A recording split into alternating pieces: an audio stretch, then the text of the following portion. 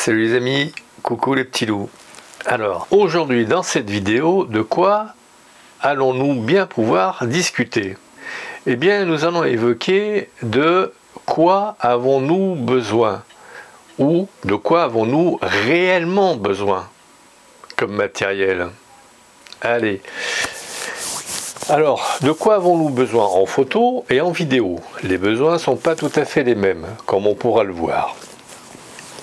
Alors, en photo, que nous faut-il? Un appareil photo déjà. Un objectif, transstandard, c'est plus confortable. Le capteur. Alors là, déjà, on va commencer à se poser des questions sur qu'est-ce qu'il nous faut. Un 12, un 18, un 24, un 36, un 45 mégapixels. Alors ce qu'il faut savoir, c'est que plus la taille du capteur en pixels est importante, du style on va prendre le maximum, 45, et là on joue dans la cour des moyens formats, qui eux, la résolution basique c'est 40-45 mégapixels, donc là à 45 mégapixels, ça commence à faire beaucoup, et les photosites sont tout petits. Alors je l'ai déjà dit dans une autre vidéo, mais bon, je me répète, de toute façon on va dire comme les instits, hein, le métier d'instit c'est répéter sans cesse les mêmes choses pour que ça rentre dans les crânes. Donc là, je vais faire un peu pareil. De quoi avons-nous besoin? Là je vais faire un peu pareil, on va faire dans le pédagogique, plus le photosite est petit et plus la qualité de la lumière est amoindrie. C'est pour ça que les hybrides de dernière génération sont si géniaux par rapport à nos réflexes de base, c'est que les rayons lumineux sont parallèles entre eux et perpendiculaires par rapport au capteur. Alors que sur les anciens objectifs, il y avait une lentille pour concentrer l'image sur un point plus petit. Donc là, nous avons déjà gagné au niveau de la qualité de la lumière qui n'a pas à être trafiquée. Ok. L'idéal actuellement, de mon point de vue, en photo, c'est le 24 mégapixels. Le 24 mégapixels, on ne peut pas avoir des photosites plus gros, puisque c'est là où ils vont être les plus gros. Donc c'est bien. La qualité de la lumière sera relativement bonne. Après, qu'est-ce qu'on veut faire en photo? On veut agrandir jusqu'où? Parce que, par exemple, je prends un 45 mégapixels, le D850 au hasard, alors je regarde mes petites notes, vous m'en excuserez, il fait 8256 pixels par 5504 pixels, ce qui nous donne une image de 2,91 m sur 1,94 m en 72 dpi. Donc vos imprimantes couleur impriment en général en 72 dpi, c'est une sortie qui va bien, on a de bons résultats. Le Z6 II par exemple, résolution de 3936 par 2624. Alors, pour ceux que ça intéresserait, ça fait 1,38 m par 0,92 m, c'est-à-dire pratiquement 1 mètre. Donc, est-ce que vous avez déjà fait des photos de ces tailles-là? À mon avis, non. Donc déjà, avec le 24 mégapixels, vous devriez satisfaire vos besoins les plus exigeants. Après, je peux me tromper, hein. Enfin, c'est mon point de vue, bien évidemment. Je pense que certains d'entre vous peuvent avoir des exigences bien plus importantes que celle-ci, mais bon, il faut bien une base. Alors, de quoi avons-nous besoin encore? À part l'appareil photo, l'objectif et la résolution du capteur. Bien, il nous faut des cartes. Alors les cartes, c'est pas compliqué, si vous faites pas de vidéo, les cartes SD sont très bien. Quand je regarde les prix maintenant par rapport au XQD pour faire la vidéo, je me dis qu'elles n'étaient pas chères du tout. Alors je donne quelques prix comme ça, prix au hasard sur Amazon. Une 64 Go fait 20 €. Elle fait du 170 mégaoctets seconde en écriture, ce qui est sympa, hein, puisque à partir du V30, on peut faire de la 4K. Au-delà, c'est tout bénef. Les 128 Go font 32 €, toujours en 170 mégaoctets en écriture par seconde. Et enfin, les 256 Go, qu'à l'époque je trouvais quand même relativement très cher, ne font que 83 €, en gros, à la louche. Hein. Toujours pareil, j'ai pris un prix au hasard, avec le même taux de transfert. Vient ensuite les cartes XQD.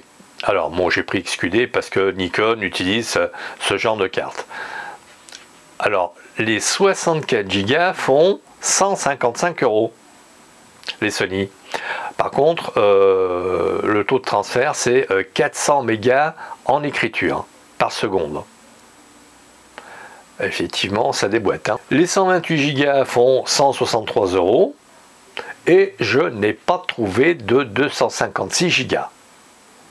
Donc dans une prochaine vidéo, ça a son importance par rapport à la 8K, parce que je parlerai de la 8K de façon un peu plus importante dans une autre vidéo, qui fera suite à celle-ci.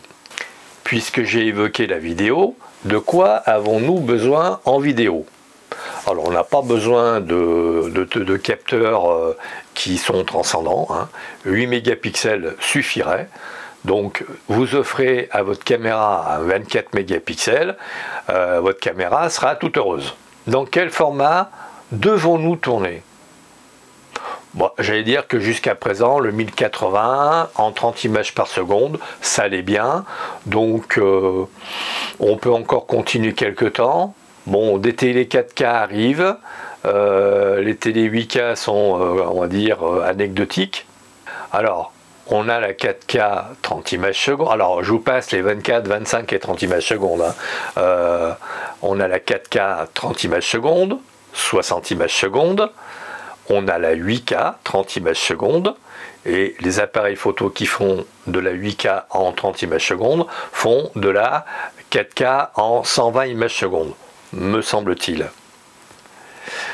Donc, on peut tourner en 4K 30 images secondes en 4, 2, 0. C'est l'encodage sur 8 bits. Et nous avons l'encodage sur 4, 2, 2, 10 bits en interne. Voilà. Et vous avez les sorties externes, comme par exemple, j'avais sur le D750 que j'ai revendu au profit de mon Z6 II, qui était en 8 bits en interne, et en externe, il pouvait aller jusqu'à 10. Donc ça, c'est la définition de vos fichiers. Je ne parle pas des ProRes RAW, des HLR, etc. Des fichiers haute définition. Je vous parle simplement de la capacité du capteur à encoder votre vidéo. Donc là, pareil, vous offrez un 45 mégapixels à votre caméra pour faire de la vidéo, elle va être passablement engorgée. Vos cartes seront toutes petites. Alors je vous parle même pas des 8K, parce que là, la 8K, je vous le dirai dans une prochaine vidéo, quand j'ai appris la capacité des cartes qu'il fallait avoir, j'ai été sur le cul. C'est tout ce que j'ai à vous dire. Donc, pour nous résumer, il faut regarder objectivement ce dont on a besoin. Par exemple, je prends les appareils photo réflexes. De quoi avons-nous besoin?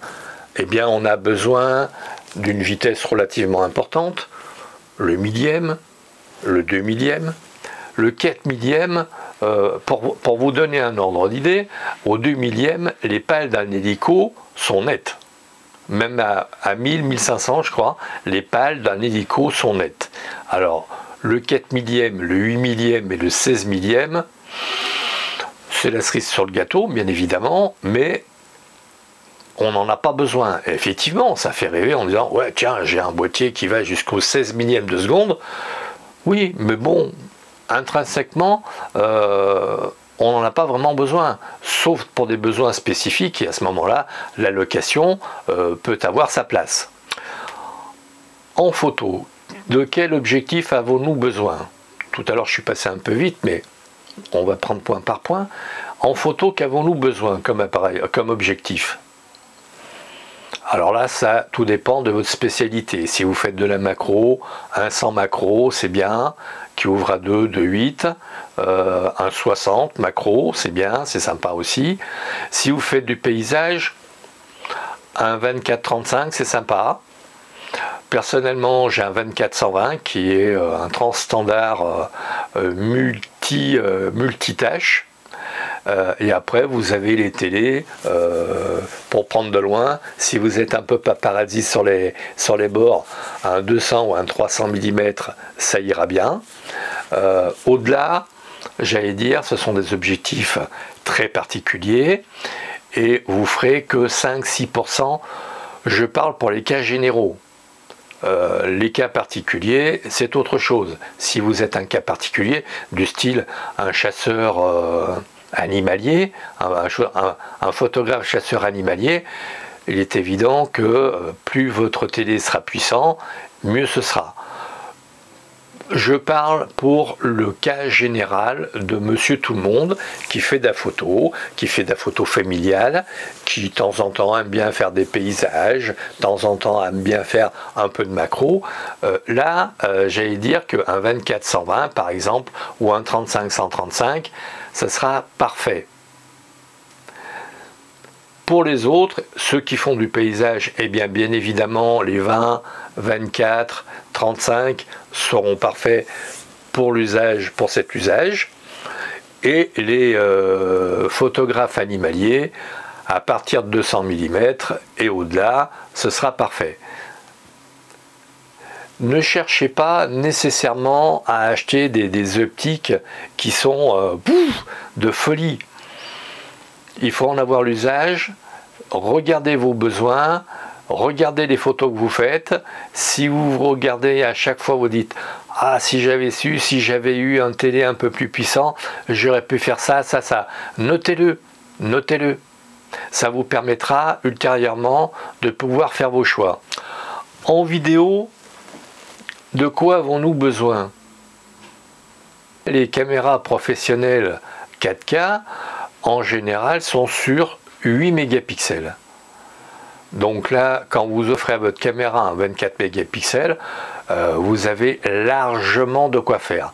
Vous aurez une très très bonne définition, alors qu'en vidéo, on cherche quand même plutôt le modelé, la douceur dans les vidéos. Donc, faites bien votre cahier des charges avant de vous précipiter sur un truc qui vous fait rêver.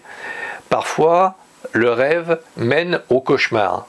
Ce sera peut-être le titre de ma prochaine vidéo. Sur ce, les amis, je ne serai pas plus long. Si vous avez des questions et si vous vous posez des questions, posez-les-moi sous la vidéo.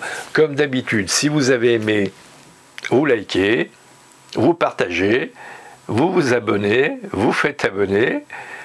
Et puis à très vite. Merci de votre écoute.